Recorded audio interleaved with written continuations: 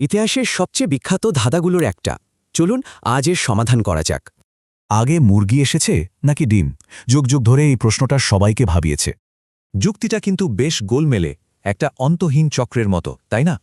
কিন্তু মজার ব্যাপার কি জানেন? বিজ্ঞান কিন্তু এই ধাঁধার একটা সোজা সাপটা উত্তর দিয়ে দিয়েছে। বিজ্ঞান একদম সাফ বলে দিয়েছে, আগে ডিমই এসেছিল। তবে দাঁড়ান, এটা কিন্তু যে সে ডিম ছিল না, এটা ছিল খুবই স্পেশাল একটা ডিম। এটা বুঝতে হলে আমাদের একটু বিবর্তনের দিকে তাকাতে হবে। লক্ষ লক্ষ বছর ধরে চলা এই প্রক্রিয়াটা একটা খুবই গুরুত্বপূর্ণ মুহূর্তে এসে পৌঁছায়।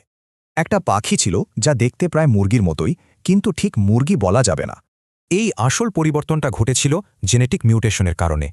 এই প্রায় মুরগিটা যখন ডিম তৈরি করছিল, তখন এর মধ্যে ছোট্ট একটা জেনেটিক পরিবর্তন হয়।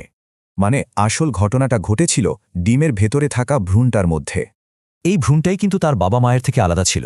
এটাই ছিল প্রথম আসল মুরগি। তার মানে টেকনিক্যালি প্রথম মুরগি জন্মেছিল একটা ডিমের ভেতরেই। কিন্তু দাঁড়ান, গল্পে একটা দারুণ টুইস্ট আছে, আর সেটা একটা প্রোটিনকে নিয়ে। এটার নাম ওফোক্লিডিন 17 বা OC17। এটা ডিমের শক্ত খোসা বানাতে সাহায্য করে।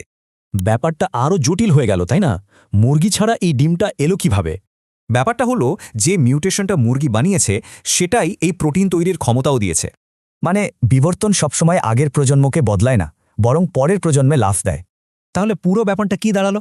চলুন একবার দেখে নিই। তাহলে এরপর থেকে যদি কেউ এই প্রশ্নটা করে, উত্তরটা হবে আগে এসেছিল সেই ডিমটা যার ভেতরে ছিল প্রথম মুরগি। আর এটাই হলো বিবর্তনের আসল ম্যাজিক।